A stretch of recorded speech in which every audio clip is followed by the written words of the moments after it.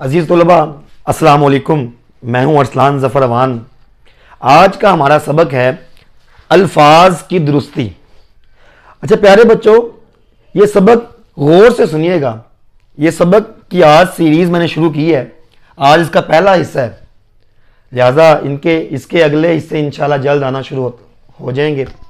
जी, ये अल्फाज जो हमारे सामने लिखे हुए हैं ये हम बहुत ज़्यादा इस्तेमाल करते हैं, लेकिन आपको बताता चलूं ये अल्फाज गलत हैं।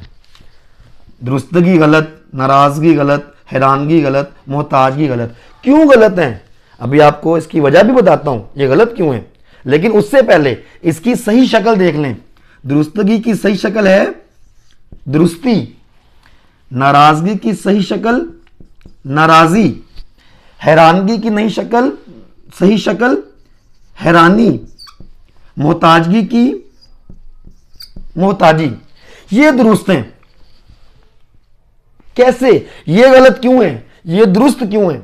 जी देखते हैं। जी प्यारे बच्चों, असल में उसूल ये है, कायदा ये है कि जिन अल्फाज का आखिरी हर्फ हे हो, जिन अल्फाज का आखिरी हर्फ हे हो उनके आखिर में गाव छोटी गी आता है।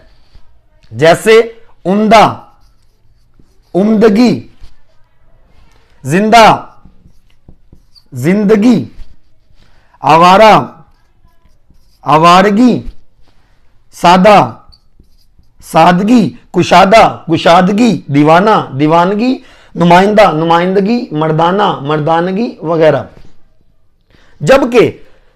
जबकि यहां पर आखिर में हे नहीं आया, हम क्या कर रहे हैं, गाव छोटी गी का इस्तेमाल कर रहे हैं, जो कि गलत था।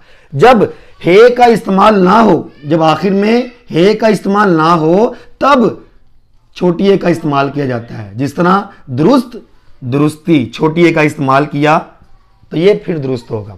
ये तो मैंने कुछ अल्फाज की दुरुस्ती की है, लेकिन सवाल ये है कि ये गलतियां आई कहां से। असल में शुरू से किसी भी सिफ्त के आखिर में छोटी ए लगाने का रिवाज पहले से था। जैसे खुश, खुश से खुशी, शाद, शादी, सर्द, सर्दी, गर्म, गर्मी वगैरह। लेकिन फिर कुछ ऐसे अल्फाज भी आए, ऐसे अल्फाज भी सामने आए जिनके आखिर में हे था या हे थी। जब उनके आगे छोटी ए का इस्तेमाल किया गया तो लिसानियाती तकाजों के तहत उसको गाव के साथ बदल दिया गया था। फिर यह चलन आम हो गया और लोगों में यह गलत तासुर पैदा हो गया कि दुरुस्त के आगे भी दुरुस्तगी होगा, नाराज को नाराजगी करेंगे। बस ये उसूल याद रखिएगा कि जब आखिर में हे होगा तो गाव छोटी गी आएगा, जब हे ना हो फिर सिर्फ छोटी ये आएगा।